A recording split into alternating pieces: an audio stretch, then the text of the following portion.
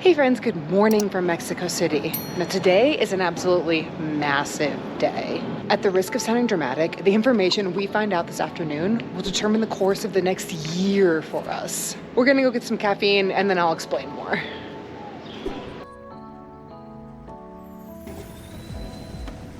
Chai? Gracias. It was way too loud in the cafe to film. So as many of you know, I wanted to move to the EU for quite some time now. Where do we plan to travel next? So we plan to stay in Medellin for 6 more months. And then I want to move over to Europe. But there's always been a microchip rule that's prevented us from going. Now the EU states that your pet must have a rabies vaccination and be microchipped. But the pet must be microchipped first and then have a rabies vaccination. Any vaccination administered to the pet before they were microchipped don't count. Mila's had a microchip and a rabies vaccination. She had her microchip first and then the rabies vaccination second. So technically, we should be okay to enter the EU. Now the day of Mila's microchip was nothing short of a disaster. Despite having a little bit of sedative in her, she was still extremely upset, crying, screaming, wouldn't let the vet touch her. Pretty standard for Mila at the vet. But the doctor reassured me that it was okay. It was normal, something that they deal with for every cat they see. They took her back to the exam room, did the procedure, and when they came out, the vet was bleeding, the vet tech was bleeding, Mila was in her backpack under the blanket with no explanation. And I just have this sinking feeling that her microchip wasn't implanted correctly, or even implanted at all. And while I don't know the state of her microchip for sure, I do know that if we show up to a EU border, they're going to scan her for a microchip. And if it's not there, we don't get to come in. So today, a veterinarian is going to come scan Mila for her microchip. And that will determine if we take the flight that I have booked to Spain in the beginning of October, or if we figure something else out. So this is a long way of saying, I don't know where we're gonna live in 3 weeks, and I am extremely stressed out about it. Y'all, I'm like the most stressed I've been in a long time, and Mila's just sitting on the table being like, bird? Is that a bird? Before the vet comes, I have a few hours of work meetings. Mila's gonna watch the birds, and then the vet will come and determine our fate. Okay, meetings are over for the morning. I have a few cat-related apparatuses I like to put on Mila so she doesn't bite the vet.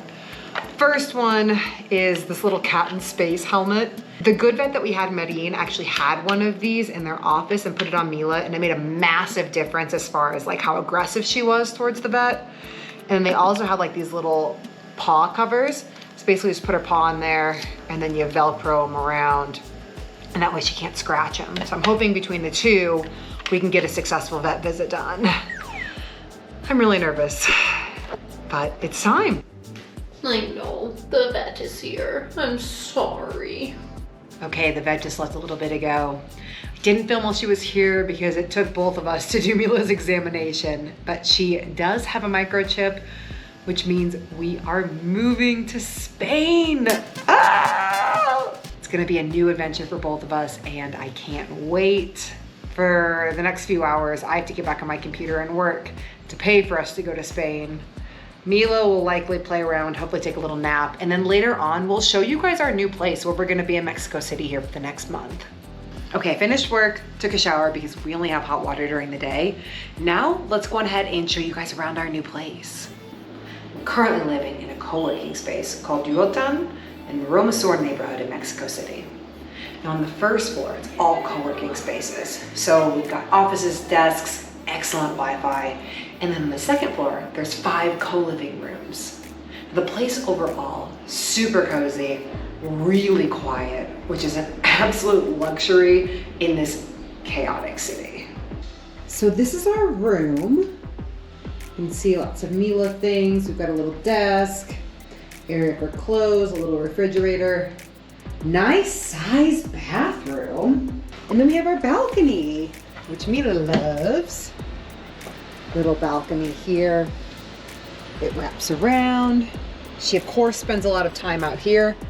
And most importantly, the cat grass that I'm growing her. And the one struggle we're having is that Mila can't free roam this space during the day.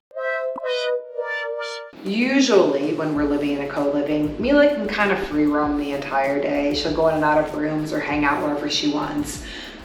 But here, people are working. They're having meetings, it needs to be quiet, and they don't need any disruptions. So Mila has to stay with me or in the room the entire day.